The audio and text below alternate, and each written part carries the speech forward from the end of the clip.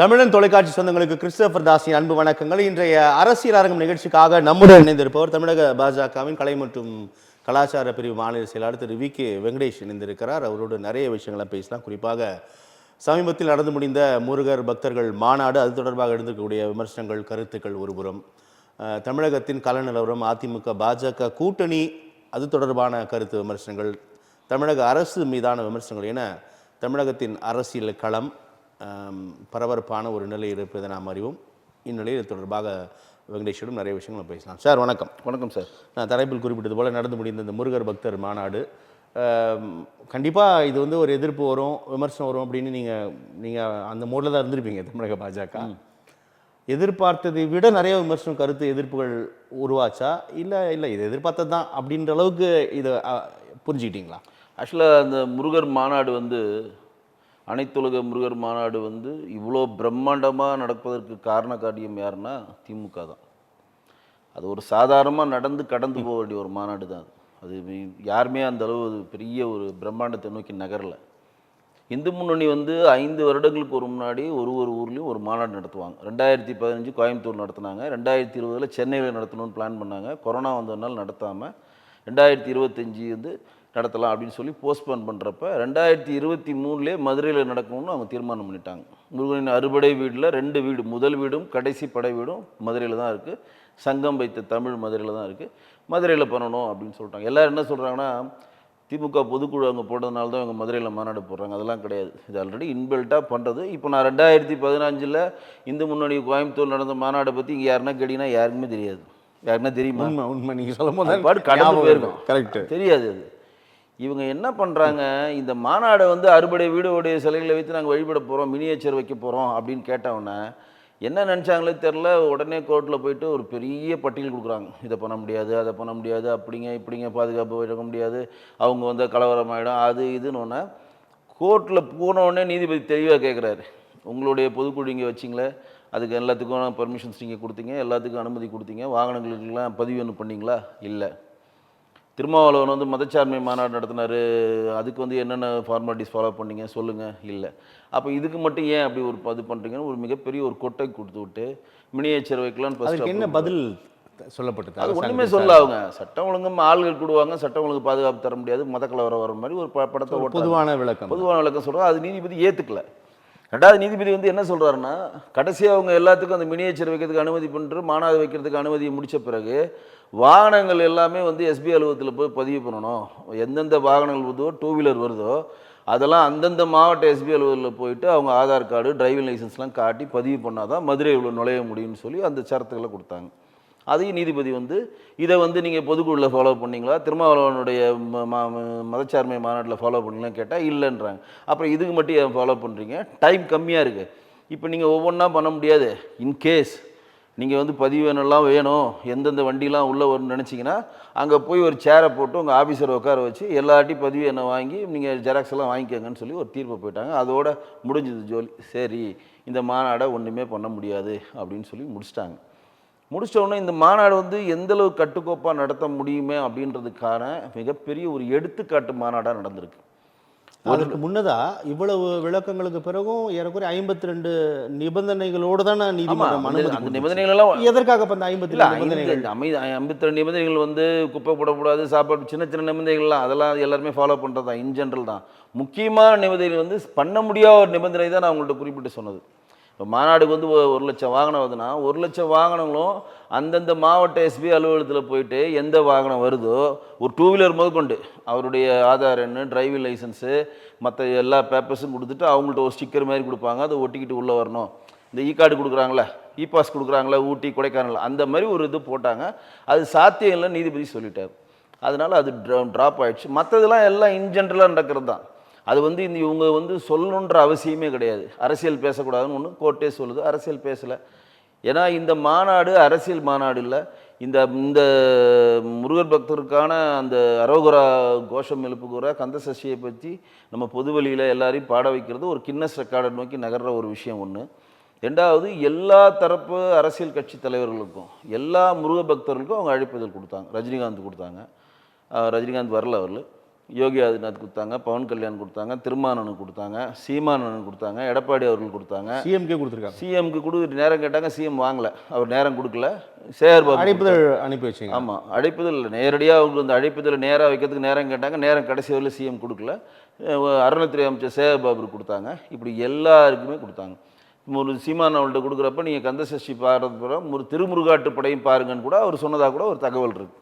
அப்போ இது வந்து முருகர்களுக்கு உடைய பக்தர்களுக்கான மாநாடு தான் தவிர இது இந்து முன்னணியோ பாஜகவோ ஆர்எஸ்எஸோ அதுக்கான மாநாடு இல்லை. மேடையில் இருந்தது பார்த்தீங்கன்னா சாதுக்கள் தான், மடாதிபதிகள் தான் உட்காந்துருந்தாங்க, சாதுக்கள் தான் மேடையில் இருந்தாங்க. அதை செலிப்ரிட்டி பண்ணுறதுக்கு பவன் கல்யாண் ஒன்று வர்றதுனால முன்னாள் மாநில தலைவர் அண்ணாமலையும் நயனா நாயகனும் உள்ளே இருந்தாங்க, இந்து முன்னணி ஆட்கள் இருந்தாங்க. இந்த சைடு மேடையில் பார்த்தீங்கன்னா அதிமுக சேர்ந்த 3 அமைச்சர்கள், கடம்பூர் ராஜு, செல்லூர் ராஜு, ராஜேந்திர பாலாஜி, ராஜன் செல்லப்பா, உள்துறை இணையமைச்சர் முருகன்ஜி இந்த சைடு மேடையில் இல்லை. அவர் மேடைக்கு கீழே மூத்த தலைவர்கள் எல்லாருமே இருந்தாங்க. எச் ராஜா முதற்கொண்டு, தமிழிசை சவுந்தரராஜன் முதற்கொண்டு எல்லா மூத்த தலைவருமே மேடைக்கு கீழே இருந்தாங்க. 2 கவர்னர்கள் ஒரு 2 நாள் முன்னாடியே வந்து அங்கே தரிசித்து போயிட்டாங்க. பாண்டிச்சேரி கவர்னர் ஆகட்டும், தமிழ்நாடு கவர்னர் 2 நாள் முன்னாடி மதுரை தங்கி அந்த 6 படை வீடு ஒரே இடத்துல தரிசனம் பண்ணிட்டு போயிட்டாங்க. இந்த 3 லட்சம் பேர் 4 லட்சம் பேர் கூடினது அன்னைக்கு மட்டுமல்ல, அதற்கு முன்னாடி 2 நாளே அது மினியேச்சர் நம்ம செட் பண்ணி வச்ச உடனே சாரசாரையாக முருக பக்தர்கள் போய் ஒரே இடத்துல அறுபடை வீடையை வந்து தரிசனம் பண்ணுறாங்க. ஒரே இடத்துல. இப்போ ஒருத்தங்க ஒரு ஆசை இருக்குங்களா, பழனி, பழங்குன்றம், திருச்செந்தூர், பழமுதிர் சோலையுடன், சுவாமிமலை, அழகிய திருத்தணிகை, இந்த 6 படை வீடுக்கு ஒரு சாதாரண நபர் போக முடியாது. ஒரு முருகர் எப்படி இருப்பாரு? இப்போ திருப்பரங்குன்றம் போனீங்கன்னா முதல் படை வீட்டில் வள்ளி தேவியானோட இருப்பார். சூரசம்ஹாரம் அங்கே பண்ண திருச்செந்தூரில் இருப்பார். அது சாந்தி அடைஞ்சு தணிகையாக பண்ணுறதுனால திருத்தணியில் இருப்பார். பழமுதிரி சொல்லி வள்ளி தேவியானோட இருப்பார். சுவாமி மலையில் ஒரே கல்லில் பெருசாக இருப்பார். பழனியில் எப்படி இருப்பார்னு யாருக்கும் சொல்ல பக்தர்களுக்கு அது பெரிய ஆசையாக தான் இருக்கும். பழனி அந்த மாதிரி இருக்க போக மாட்டாங்க, இது போங்க அது போக முடியாது. அந்த மாதிரி 6 படை வீடையும் செட்டு போட்டு 6 படை முருகரும் எப்படி இருக்காரு, ஒரு 6 படை வீட்டில் ஒரு படை வீட்டில் எப்படி பூஜை பண்ணுவாங்களோ அந்த மாதிரி பூஜை பண்ணுறாங்க. அதை வந்து மாநாடு ஆரம்பிக்க 2 நாள் முன்னாடியே ஒரு 3 லட்சம் பேர் பார்த்துட்டு போயிட்டான். எப்படி பாருங்கள். அப்போ மாநாடு ஆரம்பிக்கிறப்ப சந்த சஷ்டி பண்ணுறப்ப கிட்டத்தட்ட 1 லட்சம் சேர்கள் போடப்பட்டது. சேர் இல்லாமல் 1 லட்சம் சொல்லி 2லேருந்து 3 லட்சம் பேர் அங்கே இருந்தாங்க. எல்லாம் கரெக்டாக ஒரு 7-8 மணிக்கு போல், கரெக்டாக 7:30-7:45 போல் நினைக்கிறேன். நான் அங்கே தான் இருந்தேன். கந்த சஷ்டி கவசம் பாடினாங்க, எல்லாருமே பயபக்தியோடு பாடினாங்க. பாடி முடிந்தவுடன் யார் யார் வந்து அவங்க வந்து மாநில தலைவராக இருக்கிறான், மாநில செயலாளராக இருக்கிறான், ஒரு கட்சியில் பெரிய ஒரு பொறுப்பில் இருக்கலாம், ஒரு அமைப்போடைய பெரிய தலைவராக இருக்கலாம், அதெல்லாம் கிடையாது. அந்த இடத்துல அவங்க முருக பக்தர். யார் யார் எந்தெந்த இடத்துல உட்காந்தோமோ அங்கேருந்து ஒரு 15 சேரை அவங்க அடுக்கி வைக்கணும். மேடையில் சொல்கிறாங்க, யார் இப்போ நான் எந்திரிச்சு 15 சேரை ஒன்று பானை அடக்கிட்டு, எனக்கு கீழே எதுனா குப்பைகள் இருக்கா, தண்ணி பாட்டில் எடுத்துகிட்டு போயிருந்தோம், மிச்சர் கொடுத்தாங்க, ஸ்வீட் கொடுத்தாங்க, சின்ன சின்ன சாப்பிட பிஸ்கெட் கொடுத்தாங்க, பசியாக இருக்குது, அதெல்லாம் சாப்பிட்டு அந்த குப்பை எங்கே போடும், அந்த பையில் தான் போட்டிருப்போம். அந்த குப்பையெல்லாம் எடுத்துகிட்டு வெளியில் நடந்து வரப்போ எந்த போலீஸ் கிடையாது, நல்லா தெரிஞ்சுங்க, எந்த டிராஃபிக் போலீஸ் கிடையாது, வெளிச்சம் கிடையாது. மாநாடு வரைக்கும் தான் வெளிச்சம். மாநாட்டிலேருந்து ஒரு பாலத்தை கடந்து ரவுண்ட் டவுனாக போனோம். நீங்கள் பஸ்ஸு பிடிக்கணுன்னா மாநாடு ஃபுல்லாக உங்களுக்கு பஸ் நிற்கிது, வெளிச்சம் இல்லை. தமிழ்நாடு கவர்மெண்ட்டு போலீஸ் இதுவும் தரல, வெளிச்சமும் தரல. ஆனாலும் டார்ச் லைட் மாதிரி வெளிச்சம், நெடுஞ்சாலையில் விளக்குகள் எரியல. விளக்குகள் இருக்கா இல்லைன்னு எனக்கு தெரியல, ஏன்னா நான் இருட்டில் போனதுனால தெரியல. ஆனால் விளக்குகள் எதுவுமே எரியலை. இப்படி இருந்த ஒரு இடம், இந்த இடத்துல சாரையாக எல்லாம் குப்பையை எடுத்துகிட்டு போய் வெளியே போட்டுவிட்டு, அந்த இடம் வந்து எவ்வளோ நீங்கள் பேப்பரில் வந்து நீங்கள் பார்த்துருப்பீங்கன்னு நினைக்கிறீங்க. எப்படி அந்த இடம் வந்து அந்த நில உரிமையாளர்கள் கொடுத்தாங்களோ அதே மாதிரி திருப்பி ஒப்படைச்சு ஒரு மாநாடு தமிழ்நாட்டில் எப்படி நடக்கணுன்றதுக்கான மிகப்பெரிய ஒரு உதாரணம் இந்து முன்னணி நடத்தின முருகர் மாநாடு. இது வந்து இந்து முன்னணி நடத்தின முருகர் மாநாடு. பாஜக எங்களுக்கு அழைப்பு கொடுத்தாங்க, நாங்கள் போனோம். அதுதான் என்னோட கேள்வி என்னென்னா, நீங்கள் ரொம்ப தெளிவாக சொன்னீங்க. நடந்த நிகழ்வுகள் எந்த அளவுக்கு கட்டுக்கோப்பாக இருந்தாங்க, முழுக்க முருகர் டிவோட்டிஸ், முருகருக்காக வந்தது, அறுபடை வீட்டை பார்த்தார்கள், தரிசித்தார்கள் சொன்னீங்க, ரொம்ப மகிழ்ச்சி. இப்போது என்ன கேள்வினா வெங்கடேஷ், இதற்கு முன்னதாக 5 ஆண்டுகளுக்கு ஒரு முறை இந்து முன்னணி அவங்களுடைய வழக்கமான நிகழ்வு அப்படின்னு நீங்கள் பதிவு பண்ணீங்க. கடந்த முறை தஞ்சாவூர் நடைபெற்றது உங்களுக்கு தெரியுமான்னு கூட கேட்டீங்க. உண்மையிலேயே எனக்கு தெரியல, ஞாபகம் கூட இல்லை. அப்போதெல்லாம் பாஜக அந்த இந்து முன்னணியோட இவ்வளோ என்டாஸ் பண்ணிங்களா? அந்த மாநாடு இந்த அளவுக்கு ஒருங்கிணைப்பு காட்டப்பட்டதா? அதாவது 2015 கோயம்புத்தூர் நடந்தது, 20 நடக்கல, 25 நடக்கிறப்ப இந்து முன்னணி இதை பிரம்மாண்டமாக நடத்தணும்னு ஆசைப்பட்றாங்க. கிட்டத்தட்ட 45 வருடங்களுக்கு அப்புறம் அவங்களுக்கு ஒரு இப்போ ஆர்எஸ்எஸ் வந்து 100வது ஆண்டு விழா வருது, அது பிரம்மாண்டமாக நடத்துகிறாங்க. அந்த மாதிரி இது பிரம்மாண்டமாக நடக்கணும்னு ஆசைப்படுறப்ப இந்து முன்னணி மாநாடுன்றது ஒரு குறிப்பிட்ட தீர்மானங்கள் போட்டு இந்து முன்னணி மாநாடாக அவங்க நடத்தியிருந்தவங்க இந்த வாட்டி முருகருக்கு ஒரு பிரச்சனை திருப்பரங்குன்றத்தில் வருது. சென்னிமலையில் ஒரு பிரச்சனை வந்துச்சு, அது எல்லாரும் உள்ள ஒன்று கூடி அது கிறிஸ்தவ மலையை வந்து இயேசு மலைனாங்க, அது ஒன்று கூடி அது முறியடித்தோம். அதேமாதிரி திருப்பரங்குன்றத்து மலையை போய் சிக்கந்தர் மலைன்னு ஒரு பிரச்சனை வரப்ப 144 போட்டு அது விலக்குக் கொள்ளப்பட்ட 1 மணி நேரத்தில் 1,00,000 பேர் அங்கே முருக பக்தர்கள் கூறினான். அப்போ இந்த இடத்துல வந்து முருகருக்கான ஒரு பிரச்சனை வரப்போ இதில் முருகனுடைய ப்ரெசன்ஸ் வேணும் அப்படின்ற கான்செப்டை இந்து முன்னணி வந்திருக்கு. ஒன்று. ரெண்டாவது வந்து ஏன் முருகரை நீங்கள் எடுத்தீங்கன்ற ஒரு அருமையாக நல்ல ஒரு கேள்வி வச்சிங்க. திமுக கவர்மெண்ட் ஆரம்பிச்ச 2 வருஷத்துல 2020 அதோட இந்த கேள்வி நான் முன் வச்சிருக்கேன் வெங்கடேஷ். முருகர் ஏன் முன் வச்சிங்க என்பதை விட அங்கு ராமரை வைத்தார்கள், இங்கே பூரி ஜெகநாதரை வைத்தார்கள், இங்கே ஐயப்பனை வைத்தார்கள், இங்கு நம்முடைய தமிழ் கடவுள் முதன்மை கடவுளான முருகரை வைத்திருக்கிறார்கள். ஸோ முழுக்க முழுக்க எந்த மாநிலத்தில் எதை வைத்தால் நமக்கு பிரசித்தி கிடைக்கும், எதை வைத்தால் பிரபலம் கிடைக்கும், எதை வைத்து நாம் அரசியல் செய்யலாமோ அந்த நோக்கத்துடன் நகர்கிறார்கள் அப்படின்ற விமர்சனம் முன்வைக்கப்பட்டது. அதாவது ஏற்கனவே நான் சொன்ன இந்து முன்னணி மாநாட்டில் எந்த தெய்வங்களை முன்னிறுத்தல் பண்ணல, இந்துக்கள் ஒற்றுமைக்காக தான் அந்த மாநாடு நடத்தப்பட்டது. இங்கே என்னன்னா 2023 டைமில் கற்பர் கூட்டம்னு ஒரு கூட்டம், ஒரு யூடியூபர் மைனர் கொஞ்சம் பேர் யூடியூப் ரூட்டர்ஸ்னு சொல்லி 2 பேரும் சேர்ந்து நம்மளுக்கு கந்தசஷ்டி கருத்தத்தை ரொம்பமாக இழிவுபடுத்துகிறான், கேவலமாக இழிவுபடுத்துகிறான். அதுக்கு மிகப்பெரிய லெவலில் நமக்கு எதிர்ப்பலையை பதிவு செஞ்சோம். பதிவு செய்கிறப்ப அந்த கற்பர் கூட்டத்துக்கு எதிராக வந்து நீதிமன்றத்தில் வழக்கு தொடுத்தது யாருன்னா இந்து முன்னணி. அந்த வழக்கு தொடர்ந்த இந்து முன்னணிக்கு வழக்கு தொடர்ந்துருக்காங்கள, அதற்கு அந்த கற்பர் கூட்டத்துக்கும் யூடியூப் ப்ரோடஸும் மைனர் குஞ்சுக்கும் ஆதரவாக நீதிமன்றத்தில் ஆஜரானது எதுனா திமுகவுடைய வழக்கறிஞர்கள். அப்போ நம்ம வந்து அந்த வேலை போகல, எங்களுடைய முருகருக்கு ஒரு ப்ராப்ளம் வருது கருப்பர் கூட்டம் மூலம், அவர் திரும்ப நாங்கள் சட்டப்படி நடவடிக்கை எடுக்க சொல்கிறோம்.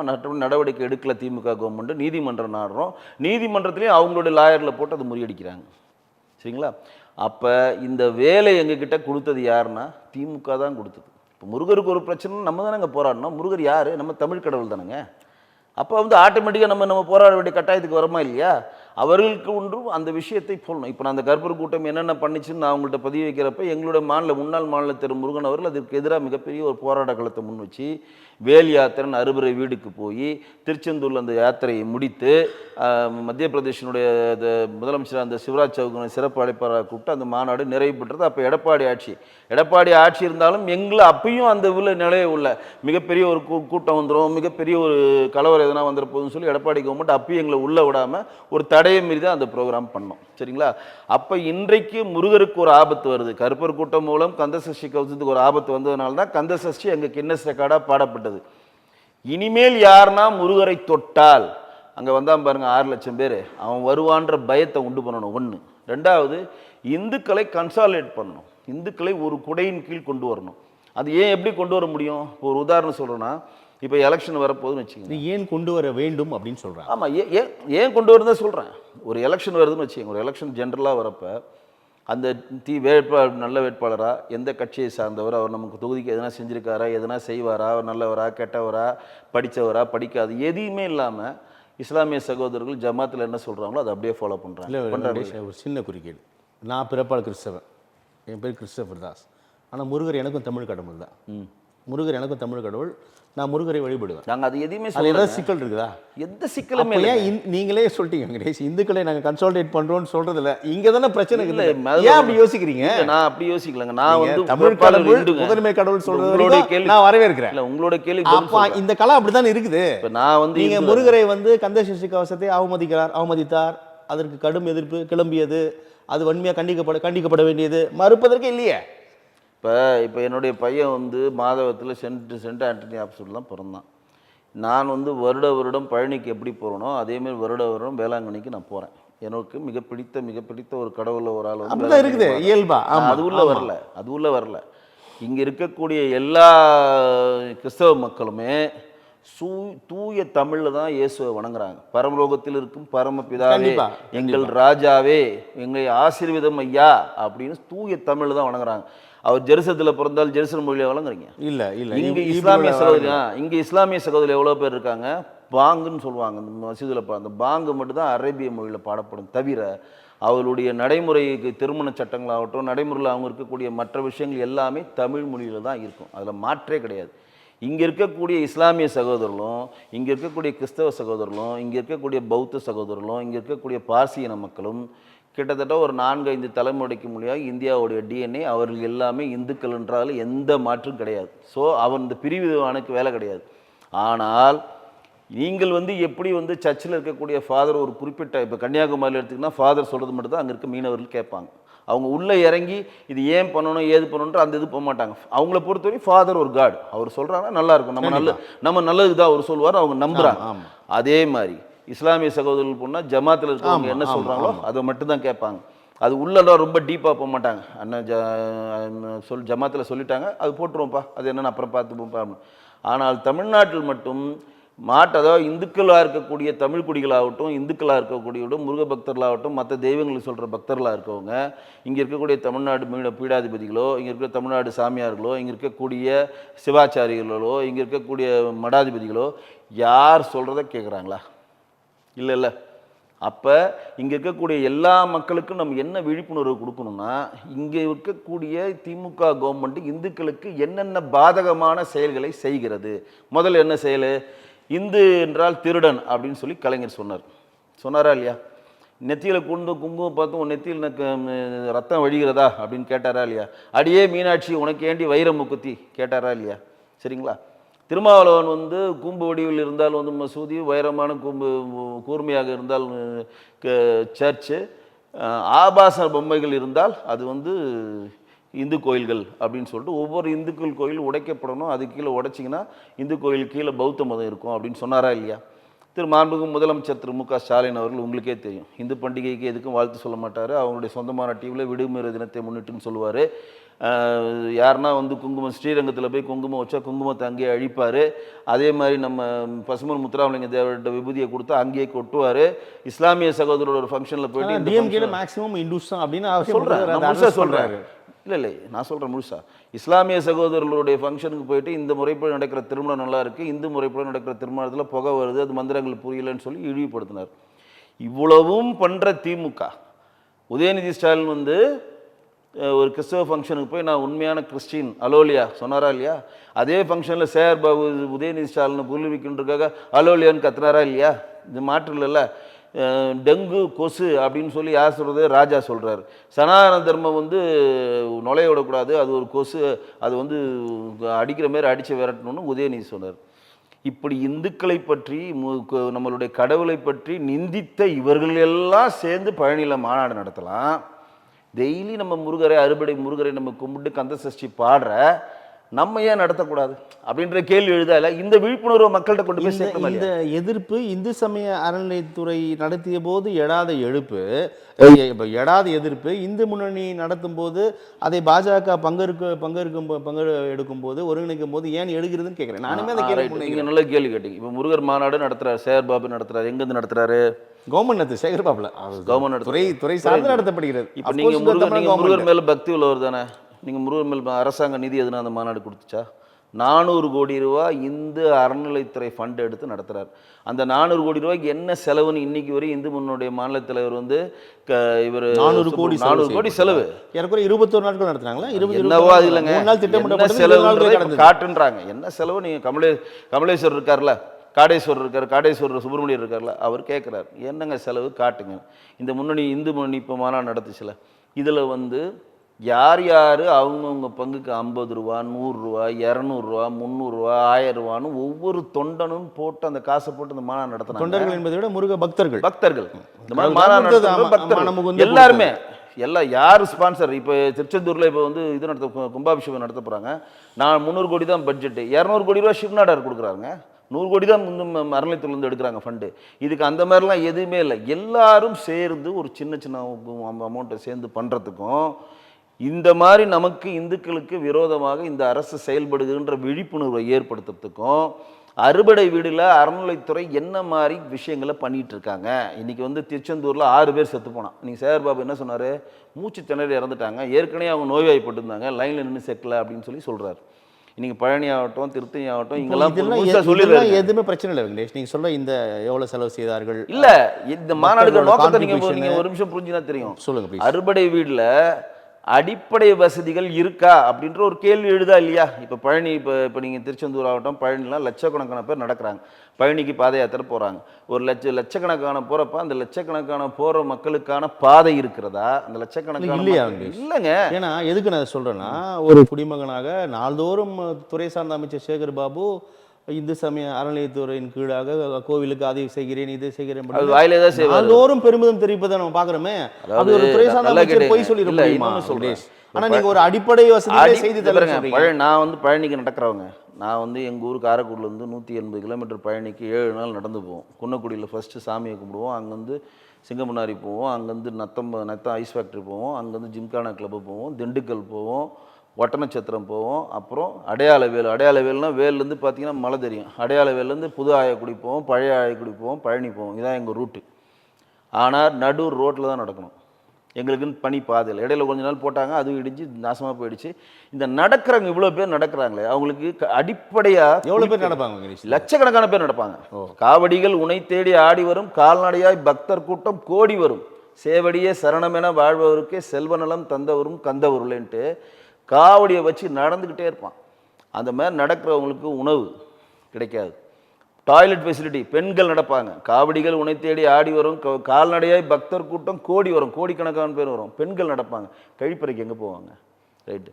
உணவு, தண்ணி ஃபெசிலிட்டி எதுவுமே கிடைக்காது. ஆனாலும் அங்கே அவன் ஏற்பாடு பண்ணி ஏதோ ஒரு பண்ணி பண்ணுவாங்க. அப்போ இதே மாதிரி தான் திருச்செந்தூருக்கும் இதே தான். சூரசம்பாரம் போகிறப்ப மிக பிரம்மாண்டமாக இருக்கும். ஒரு கோயிலை நீங்கள் பிரவேசிப்படுற நிறைய பேர் கோயிலுக்கு வரப்ப அந்த இடத்துல அந்த அடிப்படையான விஷயங்களை இந்து அறநிலைத்துறை செய்து தரலை.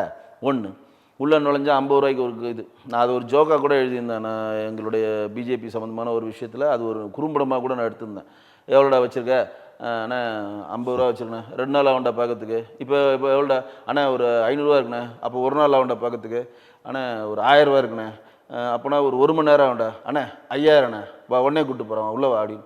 என்னண்ணா நீங்கள் 5000 ரூபா வாங்குறீங்க, 500 ரூபா வாங்குறீங்க, உள்ளே வந்தால் வந்து எல்லாமே இலவசம்னு சொல்கிறீங்க. இங்கே பார்த்தா கழிப்படைக்கு போனால் கூட காசு கேட்குறானுங்க. உள்ளே டோக்கனு நம்ம அர்ச்சனை பண்ணால் காசு கேட்குறாங்க, கற்பூரம் நீத்தினா காசு கேட்குறாங்க, எண்ணெய் ஊற்றினா காசு கேட்குறாங்க. அப்போ இந்த கோயிலுக்கு வந்தால் எங்களுக்கு என்ன தானே நீங்கள் ஃப்ரீயாக தருவீங்கன்னா, உனக்கு மொட்டை ஃப்ரீ, நாமம் ஃப்ரீ, இப்படி சொல்லி முடித்தேன் அந்த குறும்படத்தை. அது மிகப்பெரிய லெவலில் பேசப்பட்டது. ஒரு கோயில் உள்ள போனால் என்ன ஃப்ரீ தராரு சார் பாபு? மொட்டை தானே ஃப்ரீயாக தராரு. மொட்டை போடுறதுக்கு நாங்கள் பேமெண்ட் கொடுத்துட்றோம், யாரும் பே பண்ண தேவையில்லை. இது கேட்க ஒரு கோயில் போகிறோம், மொட்டை ஃப்ரீ தானே? ஃப்ரீ தான் அப்படின்னு சொல்கிறாரு அவர். நம்ம மொட்டை போட்டதில்லை. எப்படி சொல்ல வரோன்னா, கோயிலில் போய் சாமியை தரிசனம் பண்ணுறதுக்கு இப்போ நீங்கள் கேட்டிங்க பாருங்கள், லட்சம் பேருக்கான பேர் கூட்டினாங்களே, கூட்டம் நடக்கிறதுக்கு 2 நாள் முன்னாடியே 3.5 லட்சம் பேர் இந்த மினியேச்சரில் அறுபடை வீடை பார்த்துட்டு போயிட்டா 5 பைசா செலவில்லாமல். இன்றைக்கி 5 பைசா செலவில்லாமல் ஒரு முருகருடைய அறுபடை வீடுகளில் உங்களால் போக முடியுமா? ஒரு பைசா செலவில்லாமல் நான் போய் சாமி கும்பிட்டு வரேன்னு எவ்வளோ சொல்ல முடியுமாங்க? தர்ம தரிசனம் போய் நீங்கள் பயணி நில்லுங்க. பூசத்துக்கு நின்னீங்கன்னா 3 நாள் கழிச்சா நீங்கள் சாமி பார்ப்பீங்க. அந்த 3 நாள் வரையும் இப்போ திருப்பதி மாதிரி பண்ணால் கூட நம்ம வரவே இருக்கலாங்க. திருப்பதியில் ஒரு குறிப்பிட்ட இடத்துல அடைச்சிருவாங்க. அடைச்சிட்டு உங்களுக்கு வேண்டிய ஃபுட் ஃபெசிலிட்டி, உங்களுக்கு வேண்டிய வாட்ரு, உங்களுக்கு வேண்டிய என்டர்டைன்மெண்ட்டு, உங்களுக்கு வேண்டியது எல்லா விஷயங்களும், ஒரு டிவி எல்இடி சிறப்பு தரிசனம், அதெல்லாம் அது இருக்குங்க. இருந்தாலும் பப்ளிக் தர்ம தரிசனத்துக்கு போகிறாங்களேங்க, அவனுக்கு வந்து ஒரு 18 மணி நேரம் ஆகுதுன்னா அவனை பட்டினி போட மாட்டாங்க. நீங்கள் திருப்பதி போயிருக்கீங்களான்னு தெரில, எனக்கு தெரியல. போயிருக்கீங்க, போனோடனே நீங்கள் ஒரு 18 மணி நேரம் ஆகும்னு வச்சுங்க சாமி பார்க்குறதுக்கு. ஒரு பெரிய லாபியில் உங்களை வந்து க்ளோஸ் பண்ணிவிடுவான். க்ளோஸ் பண்ணிவிட்டு அங்கே எல்இடி இருக்கும், டாய்லெட் ஃபெசிலிட்டி இருக்கும், தண்ணி 24 ஹவர்ஸ் இருக்கும், 3 வேளைக்கு ஃபுட்டு கொடுத்துக்கிட்டே இருப்போம். ஒரு வீட்டில் இருக்கிறதுக்கான எல்லா ஃபெசிலிட்டியும் படுத்துட்டு கூட தூங்கலாம். கரெக்டாக அந்த கேட்டு திறந்தவொன்னே நீங்கள் அடுத்த கேட்டு போய் ஓப்பனாக இப்படியே போவாங்க. பழனிலையோ இப்போ திருச்செந்தூர்லையோ இப்போ சுவாமி மலையிலையோ கூட்டம் வரப்போ இந்த மாதிரி ஃபெசிலிட்டி இந்த அறநிலைத்துறை எதனா பண்ணியிருக்கா? பண்ணல. அப்போ நம்மளுடைய அறநிலைத்துறையிலையும் தமிழ்நாடு அரசு அறநிலைத்துறை மூலம் வருமானத்தை எடுத்துக்கொண்டு, நான் அங்கே குடமுழுக்கு பண்ணேன், இங்கே கும்பாபிஷேகம் பண்ணேன், இத்தனை கோயிலுக்கு இதை பண்ணியிருக்கேன், அதை பண்ணியிருக்கேன்னு சொல்கிறீங்க. தவிர இதையெல்லாம் பண்ணுறதுக்கு தான் அறநிலைத்துறைன்னு ஒன்று ஏற்படுத்தி வச்சுருக்கோம். நம்ம அறநிலைத்துறை மூலம் யார் யார் வந்து கோயில் நிலையத்தை வந்து ஆக்குவே பண்ணாங்களோ அதை மீட்பதற்கு தான் அந்த டிபார்ட்மெண்ட்டு. அந்த டிபார்ட்மெண்ட்டில் வேலை செய்கிறவனுக்கு தான் சம்பளம் கொடுக்குறோம். இப்போ அறநிலைத்துறையில் என்ன சொல்லுது, ஒரு லா சொல்லுது, நேற்று போன வாரம் கூட ஆக்கிரமிப்பாளர்களிடமிருந்து பலாயிரம் கோடி பெற்று வந்திருக்கிறோம். யார் சரி உங்களோட கேள்வி யார் ஆக்கிரமிப்பாளர் யார் சொல்லுங்கள்? 1967 நீங்கள் ஆட்சிக்கு வந்தீங்க. இன்றைக்கி வரை நீங்கள் தானே ஆட்சி புரிஞ்சுட்டீங்க. 6 முறை 5 முறை பண்ணி இப்போ 6ஆவது முறை ஆட்சி புரிஞ்சுட்டீங்க. யார் ஆக்கிரமிப்பில் யார் இருப்பாங்க? வேற்று கிரகத்துலேருந்து பறந்து வந்திருக்கானா? சொல்லு, உங்கள் பாயிண்ட்டுக்கே விடுறேன். வேற்று கிரகத்திலிருந்து பறந்து வந்துட்டான தமிழ்நாட்டில் ஆக்கிரமிப்பு. யாரோ மீட்டு விட்டாரே. இல்லை, நான் சொல்றது அதை வந்து பாராட்ட 1 2 பேர் தான் இருக்கணும். ஒன்று யாராக இருக்கணும், அதிமுகவாக இருக்கணும், இல்லை திமுகவாக இருக்கணும், இல்லை காங்கிரஸாக இருக்கணும். காங்கிரஸாக இருக்க வாய்ப்பில்லை. 67 காமராஜர் பீரியட்லேயே பக்தவச்சத்தோட காங்கிரஸ் முடிஞ்சிருச்சு. அப்போ மாற்றி மாற்றி திராவிட கட்சிகள் நீங்கள் ஆக்கிரமிக்குது. அப்போ இதில் வந்து ஆக்கிரமிப்புன்னு நீங்கள் மீட்டுறதுன்னு சொல்கிறது யாருன்றதுக்கு விளக்கணும் திரு சேகர்பாபு அவர்கள். ரெண்டாவது, இந்த குடமுழுக்கு பண்ணுறாங்க, கும்பாபிஷேகம் பண்ணுறாங்க எல்லாம் சொல்கிறீங்க. இதற்கு மாண்புக்கு முதலமைச்சர் என்னைக்காவது கலந்துருக்காரா? எதனா ஒரு குடமுழுக்கு விழாக்கு வந்திருக்காரா? ஏதாவது ஒரு கும்பாபிஷேகத்துக்கு வந்து துடக்கி வச்சிருக்காரா? தோருக்கும் மேட்டூரில் இங்கேருந்து ஒரு கை காட்டினா அங்கே பட்டனை சுவிட்ச் போட்டால் அணை திறந்து தண்ணி போக போகுது. இருக்கிற வேலையெல்லாம் விட்டு மேட்டூருக்கு போய் பூவை போட்டு அந்த அணையை திறந்து விட்டு அந்த கிரெடிட் எடுக்கணும், டெல்டா மாவட்டங்களுக்கான அந்த கிரெடிட் எடுக்கணும்னு ஆசைப்படுறாருல மாண்புக்கு முதலமைச்சர். அப்போ நம்ம இந்துக்களான ஓட்டு 85% எங்கள்கிட்ட இந்துக்களான ஓட்டுகள் தான் நாங்கள் வென்றெடுத்துக்கணும் ஆர்எஸ் பாரதி சொல்கிறாருல. எங்களுடைய கட்சியில் 90% இந்துக்கள் இருக்கிறாருன்னு சொல்கிறாங்களே. அப்போ இந்த இந்துக்களுக்கான உணர்வுகளுக்கு நீங்கள் மதிப்பளிக்கணுமா இல்லையா? அப்போ கிறிஸ்தவ பண்டிகைக்கு போகிறீங்க, ரம்ஜான் பண்டிகை இஸ்லாமிய பண்டிகைகள் போகிறீங்க, முருகர் பண்டிகை நம்ம இந்து பண்டிகைக்கு எதுவும் வாழ்த்து சொல்ல மாட்டேன்னு சொல்கிறது வெறுப்பேற்றுறது. உங்களுடைய சொந்த தொலைக்காட்சியில் விநாயகர் சக்தியை முன்னிட்டோ தீபாவளி திருநாளை முன்னிட்டோன்னு சொல்லி இந்து பண்டிகைகள் பேரை சொல்லாமல் விடுமுறை தினத்தை முன்னிட்டுன்னு சொல்லி எங்களுக்கு இந்துக்களை புண்படுத்துகிற மாதிரி அதை வந்து ஹைலைட் பண்ணுறது அப்படின்னா அப்போ நீங்கள் எதை நோக்கி நகர்றீங்க? நீங்கள் நாத்திகராக தான் இருந்துகிட்டே போடுங்க. நம்ம என்ன கேள்வி வைக்கிறோம்? நாங்கள் கடவுள் மறுப்பு கொள்கையில் உள்ளவங்க. சந்தோஷம், உங்களை பற்றி எந்த கேள்வியும் கேட்க போதில்லை. ரைட், நீங்கள் கடவுள் மறுப்பு கொள்கையில் இருங்க. நான் கடவுள் மறுப்பு கொள்கை உடையவன், ஆனால் இஸ்லாமிய மதத்தில் இருக்கக்கூடிய கடவுளை நம்புவேன், கிறிஸ்தவ மதத்தில் இருக்க கடவுளை நம்புவேன், இந்து மக்கள்கிட்ட இருக்க கடவுளை நம்ப மாட்டேன்னு சொல்கிறது எப்படி ஏற்றுக்க முடியும்? இந்த விழிப்புணர்வு மக்கள்கிட்ட ஏற்படுத்தணுமா? இந்த மாதிரி ஆட்சி தான் இங்கே நடந்து கொண்டிருக்கின்றது. இந்த எங்களுடைய மக்களுக்கு நாங்கள் கொண்டு போய் சேர்க்கக்கூடிய கடமை தான் அந்த மாநாடு. இந்த மாதிரி ஆட்சி நடந்துட்டு இருக்கு. உங்ககிட்ட ஓட்டை வாங்கி நம்ம கிட்ட காசு திருடி அவனுங்க சாப்பிட்டுட்டு 400 கோடி ரூபா போட்டுட்டு நாங்கள் வந்து முருகர் மாநாடு நடத்திட்டோம், பழனியில் முருகர் இறங்கி வந்து உங்களை கேட்டார் எங்களை மாநாடு நடத்துங்கன்னு. யாருங்க கேட்டது முருகர் மாநாடு? நாங்கள் நடத்தினோன்னா கருப்பர் கூட்டத்து மூலம் எங்களுக்கு பிரச்சனை வந்துச்சு, எங்கள் முருகருக்கு ஒரு ஆபத்து வந்துச்சு, எங்கள் கந்தசஷ்டி கவசத்தை ஒருத்தர் இழிவுபடுத்தணும், அவனுக்கு பாடம் புகட்டணும், எங்கள் முருகரை தொட்டால் ஒட்டுமொத்த இந்துக்கள் ஒன்று சேருவான்ற பயத்தை உண்டு பண்ணணும் நாங்கள் நடத்துகிறோம். நீங்கள் எதுக்கு மாநாடு நடத்துறீங்க? யார் உங்களை மாநாடு நடத்த சொன்னது? நீங்கள் இந்த ஆக்கிரமிப்பாளர்கள் அது தொடர்பாக பேசணும். துறை சார்ந்த அமைச்சர் சேகர் பாபு நாள்தோறும் செய்தியாளர் சந்திப்பில் பல கருத்துக்களை பகிர்ந்து வருவதும் பார்த்தோம். ஆனால் இதனோட பார்க்கும்பொழுது இந்துக்களுக்கு நாங்கள் விழிப்புணர்வு ஏற்படுத்துகிறோம் அப்படின்னு நீங்கள் சொல்கிறீங்க. நீங்கள் சொல்கிற விஷயங்கள் சிலது ஏற்கக்கூடியதாக தான் இருக்கிறது. ஆனால் அப்போது 26 சட்டமன்ற தேர்தலை நோக்கி நீங்கள் அது வந்து இந்து முன்னணியோட நிகழ்ச்சி நிரல் சொல்லிட்டீங்க. ஆனால் இப்போது நடத்துவது மூலமாக இந்த எதிர்ப்பு நீங்கள் அதை நடத்துறது இருக்கு இல்லையா, அதனோட இந்த எதிர்ப்பு அப்படின்னும் போது இது வந்து 26 சட்டமன்ற தேர்தலில் எதிரொலிக்கும், வாக்குகளாக கன்சாலிடேட் பண்ணிடுவாங்க அப்படின்னு நினைக்கிறதா நீங்கள் சொல்ல வரீங்களா?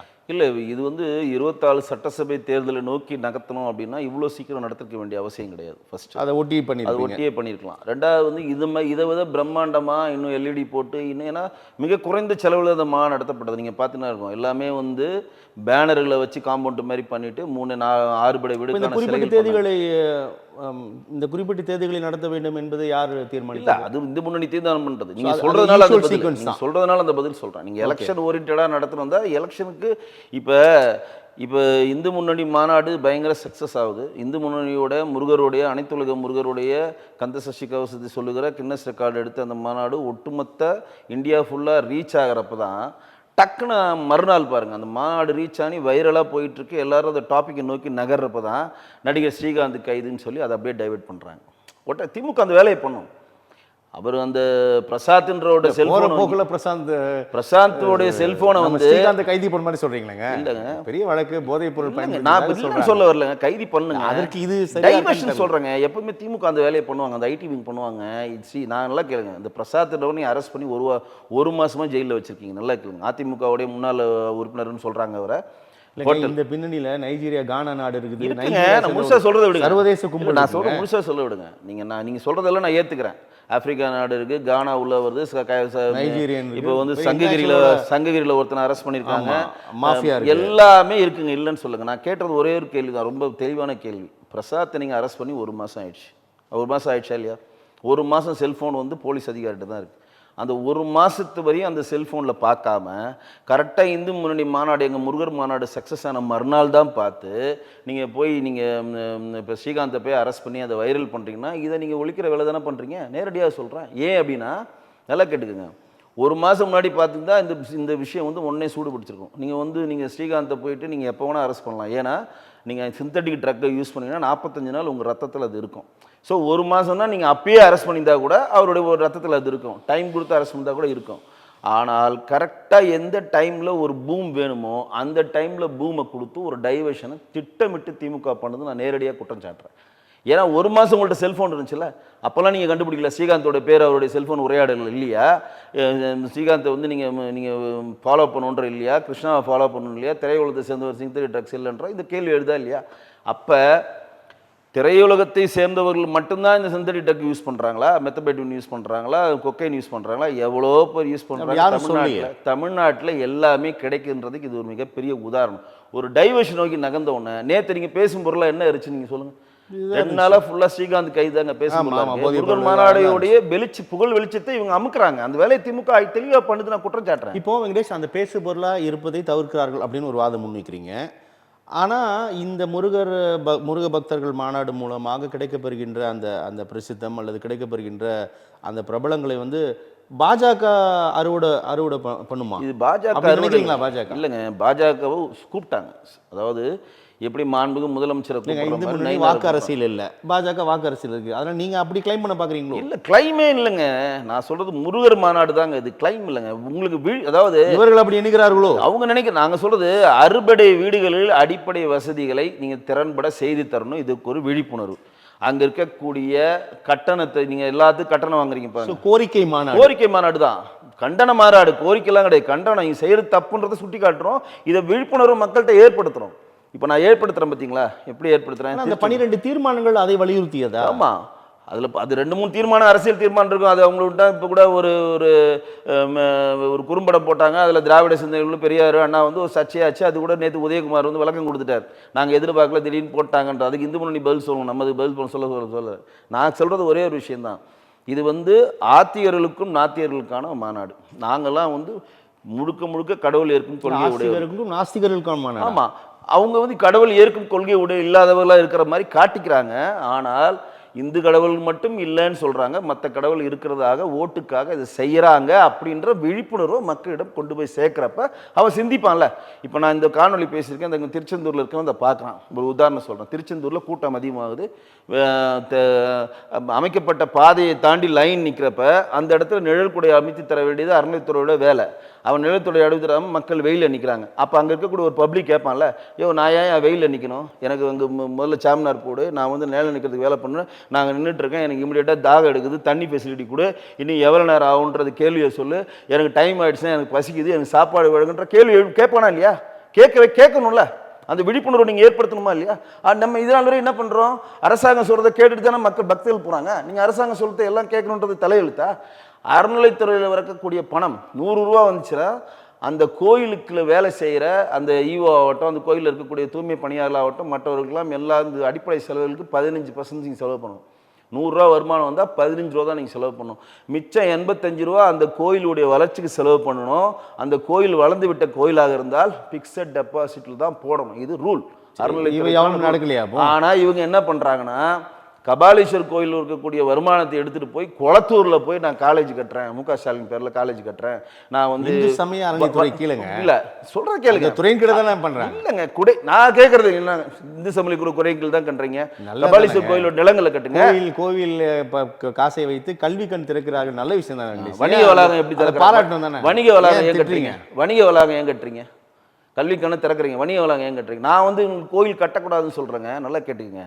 கபாலீஸ்வர் கோயிலில் வர வருமானத்தை வைத்து கபாலீஸ்வர் கோயிலுக்கு சொந்தமான இடங்கள் சுற்று வட்டாரத்தில் எவ்வளோ இருக்கிறப்ப அந்த இடத்துல அந்த கல்லூரியை கட்டு. நீ எதுக்கு இந்த ஃபண்டை எடுத்துகிட்டு போய் குளத்தூரில் கட்டுற? கேள்வி நல்லா உள்வாங்கிக்கணும்.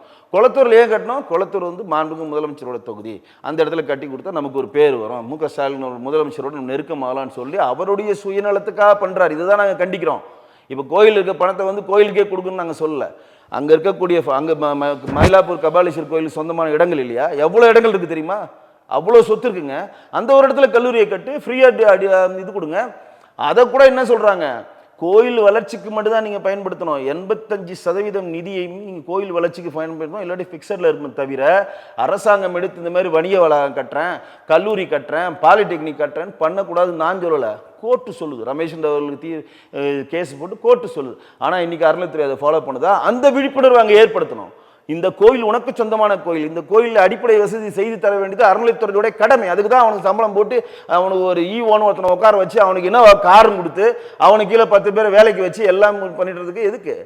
அந்த அடிப்படையான எல்லா விஷயங்களையும் பண்ணி தரணும். அப்போ வருமானத்தை மட்டும் நான் எடுத்துப்பேன், தங்க கட்டியா கட்டிப்பேன், வருமானத்தை மட்டும் எடுத்து நான் போயிட்டு வேற இடத்துல வணிக வளாகம் கட்டுவேன், வருமானத்தை எடுத்துகிட்டு போய் நான் வேற விஷயங்கள் பண்ணுறேன், அடிப்படை வசதி பண்ணி தர மாட்டேன். நீங்கள் எப்படி சொல்ல முடியும்? நீங்கள் பழனி மலை மேலே இருக்கு, 1,00,000 பேர் மலை மேலே ஏறுறான். எத்தனை டாய்லெட் இருக்கு தெரியுமா உங்களுக்கு? நீங்கள் பழனி போயிருக்கீங்களா? இல்லை, பழனி போனதில்லை. மிஞ்சி போனால் ஒரு 50 டாய்லெட் இருக்கும். லட்சக்கணக்கான பேர் மலை மேலே ஏறுறாங்க. என்ன பண்ணியிருக்கீங்க எவ்வளோ நாள்? 67லேருந்து நீங்கள் ஆட்சி அமைக்கிறீங்க, என்ன பண்ணியிருக்கீங்க? திருச்செந்தூரில் இவ்வளோ கூட்டம் வரப்போ நீங்கள் நேராக அந்த நிழல் தரக்கூடிய இடங்களை நீங்கள் அதிகப்படுத்துறோமா இல்லையா? உள்ளே வந்து ஒரு 100 பேர் இடத்துல 1000 பேர் நிற்கிறாங்க. 100 பேர் தாங்க அந்த இடத்துல நிற்க முடியும். 1000 பேர் நிற்கிறாங்க. அப்போ அவங்களுக்கு ஆக்சிஜன் கிடைக்காதுங்க. எப்படிங்க ஆக்சிஜன் கிடைக்கும்? அங்கே ஒரு சீலிங் ஃபேன் போடனால ஒரு டேபிள் ஃபேன் போட்டு ஒரு ஆக்சிஜனை உண்டாக்கக்கூடிய ஒரு விஷயத்தை நீங்கள் பண்ணுமா இல்லையா? 6 பேர் செத்தான அவனுக்கு யார் பதில் சொல்கிறது? அப்போ கோயிலுக்கு வந்து தன்னுடைய குறைகளை நிற்கிறவங்க கோயிலுக்கு எப்படி ஒரு டூரிஸ்ட் ஸ்பாட் மாதிரி ஆகி கோயிலுக்கு எதுக்குங்க போகிறீங்க? மனநிறைவோட தெய்வத்தை இருந்து தம்முடைய குறைகளை சொல்லி எப்படியாவது நம்ம இந்த துன்பத்திலிருந்து மீள முடியாதா? என்னுடைய குறைகளை கேளு முருகா, இதற்கு உள்வாங்க முருகா, என்னுடைய துன்பத்திலிருந்து நான் காப்பாற்று முருகான்னு சொல்லி விரதம் இருந்து கால்நடையாக அவன் நடந்து போய் அவன் தன்னோட கோரிக்கை நிற்கிறவனை ஆடு மாடு தள்ளுற மாதிரி தள்ளி விட்டு 100 பேர் இருக்கிற இடத்துல 2000 பேர் நிற்க வச்சா அவன் மூச்சு திறந்து செத்தாங்க போவான். இப்போ 20 வயசுக்கு என்னால் ஒரு மூச்சை ப்ரீத் பண்ணி என்னால் அங்கே ஆக்குபை பண்ணி அதை டாலரேட் பண்ண முடியும்னா 60 வயசால் அது மாதிரி பண்ண முடியாது இல்லைங்க. இந்த அடிப்படை அறிவு இருக்குல்ல இந்த அரசாங்கத்துக்கு இல்லையா? அவங்க அங்கே ஈவோ என்ன பண்ணிட்டு இருக்காரு? இன்னும் சொன்னால் கோபமாக சொன்னா பிடிங்கிட்டு இருக்காரு அந்த ஈவோ. அவர்கிட்ட பெரிய கேமரா வச்சிருக்காருல்ல, அவரோட ஆஃபீஸில் என்ன இருக்கும்? எந்தெந்த வேலை எவ்வளோ பக்தர்கள் வராங்க, எவ்வளோ இந்த கெப்பாசிட்டி எவ்வளவு? இப்ப முழுசா விடுறேன், இல்ல முழுசா சொல்லிடுறேன், இல்ல முழுசா சொல்லிடுறேன், அப்பதான் புரியும். டிவி வச்சிருக்காங்க, அவருடைய டேபிள்ல டிவி இருக்கும். அப்போ கேட் 2, கேட் 1, கேட் 4, கேட் 5ன்றப்ப இந்த கேட்டில் 1000 பேர் தான் வர முடியும் அப்படின்றது அவருக்கும் தெரியும். அங்கே திடீர்னு 3000 பேர் வந்தாங்கன்னா அந்த 3000 பேர் பண்ணுறதுக்கு என்ன பண்ணணுன்றதை டிசைட் பண்ணுறதுக்கு தான் அவருக்கு சம்பளம் கொடுத்து உட்கார வச்சுக்கிறேன். அவர் வந்துட்டு மாவாட்டிட்டு போயிட்டு டாடா பாபாய் சொல்லிட்டு வந்ததுக்கு பிரசாதம் வாங்கிட்டு கோயிலை வணங்கிட்டு இனோவா காரில் போகிறதுக்கு அவர் உட்கார வைக்கல. 1000 பேர் இடத்துல 4000 பேர் வந்துட்டாங்க. 4000 பேர் வந்தால் என்னென்ன பண்ணணும்? டக்குன்னு டாய்லெட் அதிகப்படுது, டக்குன்னு பயோ டாய்லெட்டை கொண்டு வா, டக்குன்னு அந்த இடத்துல ஃபேனை கொடு, டக்குன்னு ஆக்சிஜன் கொடுக்குறதுக்கான என்ன வேலைகளை பண்ணு, கூட்டத்தை ஒரு தரிசனத்தை நிப்பாட்டு, முதல்ல இவங்களுக்கு போட்டோம். ஒரு உயிர் பெயரப்பக்கூடாது இந்த அறிவு எவனுக்கு இருக்கா? அப்போ நீங்கள் வந்து கவர்மெண்ட் சம்பளத்தை வாங்கி போட்டியில் போட்டு டாட்டா காட்டத்தை உங்களுக்கு வேலைக்கு வச்சுருக்கோம். இந்த விழிப்புணர்வை ஏற்படுத்தணும், அதுதான் இந்த மாநாடு. ஸோ இந்த கோரிக்கைகள் இப்போது நீங்கள் ஒரு முக்கியமான ஒரு கட்சி தொடர்ந்து களத்தில் இருக்கீங்க. இவ்வாறான கோரிக்கைகளை முன்வைத்து ஆர்ப்பாட்டம் போராட்டம் அப்படிலாம் நீங்க நடத்துற மாதிரி தெரியலையே. ஆவேசப்பட்டு பேசுறத பார்த்து நாங்க நடத்தலைங்க. இது நாங்க நடத்தல. இந்த மாநாடே விட்டுருங்க. பொதுவா இந்த கோரிக்கைகள் சொல்றீங்க, அந்த கோயில்களில் இந்த மாதிரி பராமரிப்பு இல்ல, எச் ராஜா அவர்கள் வந்து ஒவ்வொரு முறையும் நடைபாதை இல்ல அப்படிலாம் சொல்றீங்க. எச் ராஜா முன்வைக்கப்படுதா இல்லைங்க. எச் ராஜா அவர்கள் வந்து ஒவ்வொரு கோயில் சம்பந்தமான ஒரு போராட்டம் நடத்திட்டு தான் இருக்கு. அது போயிட்டே இருக்கு. அவர் தனிப்பெற பாஜக இல்லாமல் தனிப்பட்ட ஒரு அமைப்பே வச்சிருக்காரு. அதாவது கோயில்கள் பாதுகாப்பு அமைப்புன்னு சொல்லி ஒரு அமைப்பே வச்சு ரன் பண்ணிட்டு இருக்காரு. எங்க இதுல வந்து கோயில்கள் பாதுகாப்பு பிரிவினே ஒன்று இருக்குது. அதனுடைய தலைவராக நம்மளுடைய ஒரு தனியார் தொலைக்காட்சியினுடைய தலைவர் நாச்சியப்பன் தான் அதுக்கு தலைவராக இருக்கார். சரிங்களா? அவங்க தான் அந்த காசி சங்கம மாநாடு, குஜராத் சங்கம மாநாடுலாம் முன்னிட்டு நடத்தினது. கோயிலுக்கு ஒரு பிரச்சனையாக இருந்தால் அங்கே முதல் போராடுறது பாஜகவுடைய ஆட்கள் தான். ஒரு உதாரணம் சொல்கிறாங்க வருங்க, அயோத்தியில் ராமர் கோயில் கட்டி அதை லைவ் அடிக்கக்கூடாதுன்றப்போ எவ்வளோ பெரிய பிரச்சனை பண்ணாங்க தெரியுமா? நிர்மலா சீதாராமன் காஞ்சிபுரத்தில் இருக்கப்போ லைவ் பண்ண முடியாதுன்னு சொல்லி இந்த கோயிலில் வச்சு யாருமே காட்டக்கூடாதுன்னு அறநிலைத்துறை ஆர்டர் போட்டு தெரியுமா? அது அவ்வளோ பெரிய போராட்ட காலத்தை முன்னெடுத்தது யார்? பாஜக முன்னெடுத்தது. அதுவும் முன்னெடுத்து கூட ஒன்றும் பண்ணல, கோர்ட்டில் போயிட்டு அதை அப்ரூவ் வாங்கிட்டு வந்தோம். ஏன் உள்ள அயோத்தியில் நடக்கிற கோயிலை ஏன் பார்க்கக்கூடாதுன்னு சொல்கிறீங்கன்னு சொல்லி கோர்ட் ஆர்டர் கொடுக்குது. அதை பாஜகவுடைய ஆலய பிரிவருடைய தலைவராக இருக்கக்கூடிய அவங்க தான் முன்னெடுத்து அது பண்ணாங்க. கோயிலுக்கு ஒரு பிரச்சனை முன்னாடி வருது பாஜக தான், அதில் எந்த மாற்றம் இல்லை. ஆனால் இப்போ நடந்த மாநாடுக்கு பாஜக வந்து பின்னிருந்து இயக்குதுன்னு சொல்லக்கூட ஒத்துக்க மாட்டேன். பாஜகவை சிறப்பு அழைக்காரில் அழைக்கப்பட்டார்கள், அதுக்கு பாஜக வந்து. இப்போ ஒரு நல்ல ஒரு கருத்தை சொன்னீங்க வெங்கடேஷ். நீங்கள் அதுலேருந்து தான் அடுத்த கேள்வி உதயமாகுது. இது பொதுவாய்க்கிற ஒரு குற்றச்சாட்டை கூட சொல்லலாம். கோயிலுக்கு ஒன்றுனா சும்மா இருக்க மாட்டோம். ஆமாம், ரொம்ப மகிழ்ச்சி. கோயிலுக்கு ஒன்றுனா சும்மா இருக்க மாட்டோம்னு சொல்கிற அந்த கட்சி, அந்த அமைப்பு மக்களுக்கு ஒண்ணுனா களத்துல வந்து போராட மாட்டாங்க. எல்லாமே வேற எந்த பிரச்சனையும் பேசவே மாட்டாங்க. என்னங்க நீங்க எந்த பிரச்சனை பேச மதம் இத தான் பேசுறாங்க. எந்த பிரச்சனை சொல்றாங்க. எல்லா அடிப்படை வசதிகள் செய்ய கொண்டது, கொலை சம்மந்தப்பட்டது. இங்கே இருக்க எங்களோட முன்னாள் தலைவர் அண்ணாமலை ஆகட்டும், இப்போ இருக்கக்கூடிய நாயனார் அவர்களுக்கும் டெய்லி அறிக்கைகள் கொடுத்துட்ருக்கா. நீங்கள் பார்க்கலான்னு எனக்கு தெரில. நேற்று கூட ஒரு திருவள்ளூரில் ஒரு பெண் கற்பிக்கப்பட்டான்னு ஒரு பெரிய பிரச்சனை இருக்குது, உடனே கண்டன அறிக்கை கொடுத்துருக்காங்க. போக்குவரத்து தொழிலாளர்களுக்காக நாங்கள் இறங்குறோம், போக்குவரத்து தொழிலாளர்கள் நீங்கள் ஓய்வு ஊதியத்தை நீங்கள் கொடுக்க மாட்டேன்றீங்க. இன்றைக்கி சென்னை உயர்நீதிமன்றம் பெரிய கொட்டு போட்டிருக்கு. டெண்டர் பாமாயில் வாங்கிட்டு டெண்டர் 180 கோடி வாங்கிட்டு தமிழ்நாடு கவர்மெண்ட் டெண்டர் பில்லை பாஸ் பண்ணி சரக்கு வாங்கிட்டு எங்களுக்கு காசு தரலன்னு ஒருத்தர் கேஸ் போட்டிருக்கான். அப்போ வந்து ஓய்வூதியம் போக்குவரத்து கழகங்களில் வேலை செஞ்சவங்களுக்கு ஓய்வூதியம் செட்டில்மெண்ட் ஏன் தரல? அப்போ நீங்கள் எப்படி நடத்துகிறீங்க? உங்கள்கிட்ட நிதி இருக்கா இல்லையா? எதுக்கு நீங்கள் இவ்வளோ பெரிய கட்டமைப்பு வச்சுருக்கீங்க? கேட்டால் தமிழ்நாடு தான் முதல் மாநிலம்னு சொல்கிறீங்களே. இந்த மாதிரி இருக்கிற சின்ன சின்ன பணங்களெல்லாம் உங்களுக்கு கொடுக்க முடியாதா? உங்களோட நிதி நிலைமை என்னன்றது பதிலளிங்கன்னு சொல்லி நோட்டீஸ் கொடுத்துருக்காங்க. அதையெல்லாம் இப்போ புள்ளி உலகத்தில் கொண்டு போய் சேர்க்குறோம். போக்சோ சட்டம் 18,000 பேருக்கு இன்றைக்கி வரைக்கும் போக்சோ சட்டத்தின் கீழ் தமிழ்நாட்டில் வழக்குகள் பதிவாகிருக்கும், கொண்டு போய் சேர்க்குறோம். ஊழல் என்னென்ன பண்ணியிருக்கோம், ஃபைல்ஸ் ஒன்று அண்ணாமலை எதிர்த்தார். இப்போ இவங்களும் வெளியிட்டிருக்காங்க. அதுக்கான எல்லா விஷயங்களையும் சொல்கிறோம். இன்றைக்கி திமுக எங்கெங்கே ஊழல் செய்கிறது, திமுக எங்கெங்கு படம் காட்டுகிறதுன்றதை ஒட்டுமொத்தமாக மக்களிடம் கொண்டு போய் சேர்க்குற வேலையை தான் பிஜேபி பண்ணுது. ஆனாலும் எங்களுடைய முருகருக்கோ எங்கள் திருப்பங்குன்ற மலைக்கோ எங்கள் கந்தசஷ்டி கவசத்துக்கோ யாருன்னா ஒருத்தர் இழிவுபடுத்தினாங்கன்னா அந்த வேலை தூக்குற முதல் ஆளாக பாஜக தான் இருக்கும். ஸோ இப்படி ஒரு நிலைப்பாடில் இருக்கிறீங்க. பொலிட்டிக்கலாக சில விமர்சனங்கள் முன்வைக்கப்படுது. அதிமுக பாஜக கூட்டணியில் இருக்கீங்களா? கூட்டணி உறுதி தானா? தேசிய ஜனநாயக கூட்டணியில் பாஜகவில் அதிமுக இருக்குது. அமித்ஷா இருக்குதா? அப்படி எதுவும் இருக்கிற மாதிரி தெரியல. இந்த கூட்டணி தேர்தல் வரைக்கும் கூட தாண்டாது அப்படின்னு விமர்சனம் முன்வைக்கப்படுது. நல்லா கேட்டுங்க. பாரதிய ஜனதா காரணம் சிலது அடுக்குறாங்க. ஒரு உதாரணத்துக்கு அவங்க அடிக்கிட்டு போடுங்க. முருக பக்தர்கள் மாநாட்டில் கூட இபிஎஸ் கலந்துருக்கலாமே, ஆனால் அந்த லோக்கல் மினிஸ்டர்ஸ் தான் அனுப்புறாரு ஒரு ஃபார்மாலிட்டிக்காக. ஆர்பி உதயகுமார், செல்லூர் ராஜு, ராஜன் செல்லப்பா உள்ளிட்டவர்களை லோக்கல் மினிஸ்டர் தான் பங்கேற்கவில்லை. ஒன்று, அந்த 12 தீர்மானங்களுக்கு கூட ஆர்பி உதயகுமார் நாங்கள் அந்த தீர்மானத்தை ஏற்றுக்கல. அவங்க ஒத்துக்கிறாங்க. நான் ஒத்துக்கிறேங்க. சரிங்க, கூட்டணி வேறு கொள்கை வேறுங்க. நல்லா தெளிவாக புரிஞ்சுங்க. அது அதிமுக வெளியே சொல்லிட்டாங்க. கூட்டணின்றது தேர்தல் கூட்டணி, கொள்கைன்றது அவங்க அக்செப்டபிள் தான். அக்செப்டபிள். அது எல்லாருமே வக்பு வாரிய திட்ட சட்டத்தை நம்ம பிஜேபி கவர்மெண்ட் தேசிய ஜனநாயக கூட்டணி கொண்டு வந்துச்சு. அதிமுக எதிர்த்து தான் வாக்களிச்சுது. இன்றைக்கி வந்து இருமுறை கொள்கைக்கு வந்து திமுக ஆதரவாக தான், அதிமுக அதே சிலபஸில் தான் இருக்குது. நீட்டு வேணான்னு அதிமுக தான் சொல்லுது. அதனால தான் அமித்ஷா அவர்கள் கூட்டணி என்றைக்கு தெளிவாக ஒரு வார்த்தையை விட்டு நல்ல புரிதலோடு இருக்கீங்க. குறைந்தபட்ச செயல் திட்டம், திமுகவை எதிர்க்க வேண்டுன்ற குறைந்தபட்ச செயல் திட்டத்தில் நாங்கள் ஒன்று கூடியிருக்கோம். கூட்டணி வேறு, கொள்கைகள் வேறு. அது ரொம்ப தெரியாது. பிஜேபிக்கு இருக்குது, அதிமுக. குறைந்தபட்ச செயல் திட்டம்னா என்னது? இங்கே இருக்கக்கூடிய திமுக ஆட்சியை அகற்றணுன்ற எண்ணவுடைய எந்த கட்சியும் வரலாம். நாம் தமிழர் வரலாம், தாவேக்கா வரலாம், வேல்முருகன் வரலாம், ஜவஹர்ல யார் வேணால் வாங்க. ஆனால் திமுக எதிர்க்கணுன்ற ஒற்றை குறிக்கோள், அவ்வளோதான். இதை தான் வந்து முன்னெடுத்துறாங்க. தவிர சின்ன சின்ன சிறப்புகளுக்கெல்லாம் அதுக்கெல்லாம் வேலையே கிடையாது. ரெண்டாவது, நேற்று வந்து அதிமுக சார்பாக அவங்க கலந்துக்கல. அவங்களுக்கு அழைப்பு விட்டாங்க. அவங்களோட ரெப்ரஸன்டேட்டிவ் அவர் அமைச்சிருக்காரு. எடப்பாடி அவர்களுக்கு பத்திரிகை வச்சிருக்காங்க. முடிஞ்ச அளவு வரேன்னு ட்ரை பண்ணாங்க. அவரால் வர முடியல. அவங்க ரெப்ரஸன்டேட்டிவ் அவர் அமைச்சிருக்காரு. எங்களுக்கு பத்திரிகை வச்சாங்க, யாருக்கு பத்திரிகை வச்சாங்க, நாங்கள்லாம் போயிருந்தோம். அவ்வளோதான். தவிர இதுக்கும் கூட்டணிக்கும் கொள்கைக்கும் எந்த இதுவும் கிடையாது. அது முழுக்க முழுக்க முருகருக்காக நடத்தப்பட்ட மாநாடு. அங்கே அரசியலுக்கு வேலையே கிடையாது. அதற்கும் இதற்கும் சம்பந்தம். ஆனால் வந்து அரசியல் நெடி இல்லைன்னு நான் சொல்ல மாட்டேன். அது வந்து இவர் இந்து முன்னணியினுடைய மூத்த தலைவர் இருக்கக்கூடிய பகவான் தெளிவாக பேசினார். அவர் இங்கு வந்து பெயரை குறிப்பிடாமல் ஒரு விஷயத்தையும் அரசியலை தொட்டார். அண்ணாமலைஜியும் தொட்டார், நான் இல்லைன்னு சொல்ல மாட்டேன். இங்கே வந்து சாமி தான், நிதி தேவையில்லை, சாமி தான் வேணும்ன்ற தொட்டார். ஆனால் சுப்ரீம் கோர்ட் ஆர்டர் வந்து நீங்கள் வந்து அரசியல் பேசக்கூடாதுனால அரசியல் பேச்சாளர்களாக யார் பேரையும் குறிப்பிடாமல் பேசுகிறாங்க. இது எல்லாரும் அரசியல் பேசுறது தானே சொல்கிறாங்க. இல்லை, இது எல்லா இதுலையும் நடக்கிறதாங்க. இப்போ ஒரு விழிப்புணர்வு கொடுக்குறோம், அரசியலை டச் பண்ணால் வெளியே போக முடியாமல் அது நாசுக்காக சொல்கிறாங்க, அவ்வளோதான். கந்தசஷ்டியை பற்றியும் பேசுகிறாங்க. எங்களுக்கு நிதி தேவையில்லை, சாமி தான் வேணும் அப்படின்றப்ப புரிய வேண்டியவங்களுக்கு புரியும், அவ்வளோதான். அண்ணாமலை வந்து கொஞ்சம் கூல் ஆகிட்டாரா, இல்லை அதே அதிமுக எதிர்ப்பு மோடில் தான் இன்னும் இருக்காரா? ஆனால் எதிர்ப்பு மோடில் தான் இருக்கிறதா? யாருமே எதிர்க்கலைங்க. நல்லா கேட்டுங்க. தேசிய ஜனநாயக கூட்டணியில் இருக்கவங்க யாருமே எதிர்க்கலைங்க. அன்றைக்கி மேடையில் கூட அவர் பாராட்டி தான் சொன்னார். எடப்பாடி அவர்கள் பிறந்தநாள் வாழ்த்து சொன்னார். அதெல்லாம் சும்மா, அதெல்லாம் எதிர்க்கலாம் கிடையாது.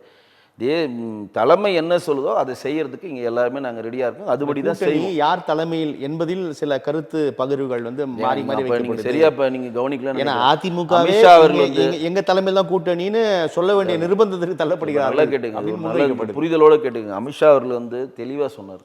தேசிய ஜனநாயக கூட்டணி தான் இங்கே ஆட்சி அமைக்கும். தேசிய ஜனநாயக கூட்டணிக்கு தமிழ்நாட்டில் திரு எடப்பாடி அவர்கள் தலைமை தாங்குவார்.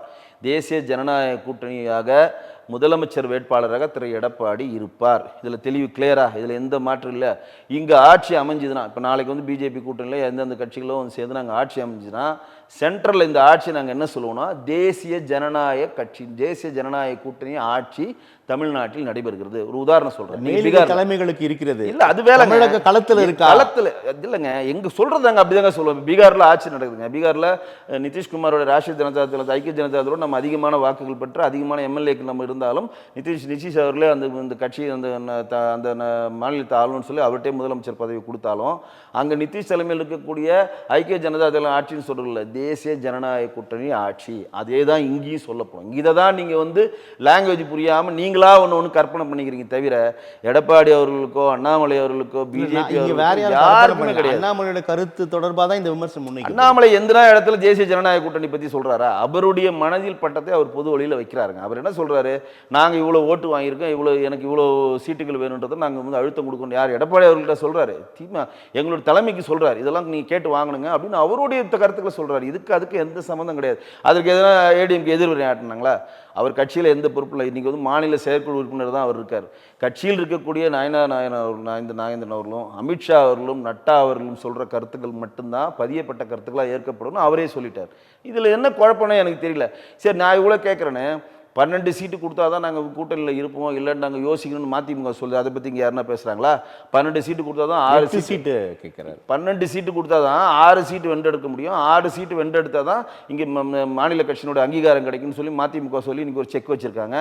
திருமாவளவன் இன்றைக்கி சொல்லியிருக்காரு, நீங்கள் பிஸ்கெட்டு இப்போ டீயை கொடுத்துலாம் எங்களை ஏமாற்ற முடியாது. இன்றைக்கி காலையில் அறிக்கைப்படுற நேற்று நடந்த அவங்களுடைய கட்சியினுடைய விருது வழங்கும் விழாவில் பேசியிருக்காரு, பிஸ்கெட்டு டீ கொடுத்துலாம் எங்களை ஏமாற்ற முடியாது, எங்களுக்கு மினிமம் 25-50 சீட்டு வேணும், ஏன்னா நாங்கள் வந்து மாநில கட்சியை அங்கீகாரம் பெற்றிருக்கோம் அப்படின்னு அவர் சொல்றாரு. இதை பத்தி நீங்க எதனா பேசுறீங்களா? அப்படி சொன்ன மாதிரி எனக்கு தெரியல, நீங்க சொல்ற தகவல். ஆமா, நீங்க நாளிதழ் எடுத்து பாருங்க. பிஸ்கெட் டீ மாதிரி கொடுத்து எங்களை ஏமாற்ற முடியாது, நாங்கள் வந்து இந்தியாவே ஆள பிறந்தவர்கள் சொல்லி ஒரு கருத்தை முன் வச்சிருக்காரு. அப்போ மதிமுக சொன்னீங்க என்ன சொன்னா, காங்கிரஸ் சொல்றாரு எங்களுக்கு துணை முதலமைச்சர் வேணும், நாங்கள் போன வாட்டி கொடுத்த மாதிரி 25 சீட் நாங்கள் ஒத்துக்க மாட்டோம், 60 சீட்னாச்சும் வேணும் எங்களுக்கு, ஏற்கனவே நீங்கள் 60 சீட் எங்களுக்கு கொடுத்துருக்கீங்களா, எங்களுக்கும் ஆட்சி அதில் பங்கு வேணும்னு சொல்லிட்டு காங்கிரஸுக்கு மாணிக்க தாகூர் ஒரு மீட்டிங்கில் சொல்கிறார். அதை பற்றி நீங்கள் சொல்கிறீங்களா? வருங்கால முதலமைச்சர் அந்த கூட்டணியில் இருப்பதனால் அந்த கோரிக்கைகளை முன்வைக்கிறார்கள். இந்த பக்கத்தில் அதிமுக தலைமையில் இன்னும் கூட்டணி அமைக்கல அப்படின்னு சொல்றாங்க. இதை பற்றி பொது வழியில் யாருன்னா பேசுறீங்களா தான் கேட்குறேன். ஷெரீஃப்ன்றவர் ஒருத்தர் அடிக்கிறாரு, கட்சி கோரிக்கைங்க, ஷெரீஃப்ன்றது ஆசை கேட்கலாமே, அதுதாங்க அண்ணாமலையும் பண்றாரு, அவருடைய ஆசையை தாங்க வெளிப்படுத்துறாரு. அவரோட ஆசைங்க. ஷெரீஃப்ன்றவர் செல்வ பிறந்தகை வருங்கால முதலமைச்சர் இருந்தார், அவர் கட்சி விட்டு தூக்கிட்டாரா செல்வ பிறந்தகை? அது அந்த இது அவர் என்ஜாய் பண்ணுறாருல. இன்றைக்கி மார்க்சிஸ்ட் கம்யூனிஸ்ட் கட்சி சண்முகம் வந்து எங்களுக்கு ஏடிஎம்கே பீரியடில் 10 சீட்டு கொடுத்தாங்க, எங்களுக்கு இந்த வாட்டி வந்து வெறும் 6 சீட்டு கொடுத்து ஏமாற்றிங்க, நாங்கள் ஒத்துக்க மாட்டோம்னு சொன்னாங்க. கோயம்புத்தூரில் மிகப்பெரிய ஒரு சொத்து வரியை உயர்த்தினாங்க, தண்ணி வரி உயர்த்தினாங்க சொல்லி போராட்ட காலத்தை முன் வச்சாங்க. அதற்கான பதிலை சொல்லணும்னா அதுக்கு பதில் இல்லை. இப்படி அவங்க கூட்டணியில் இவ்வளோ சலசலப்புகள் இருக்கிறப்ப இன்னைக்கு உங்க ஈஸ்வரன் பிஜேபியில் தேசிய ஜனநாயக கூட்டணி வர போறாரா, அங்கே இருக்க போறாரான்னு தெரியல.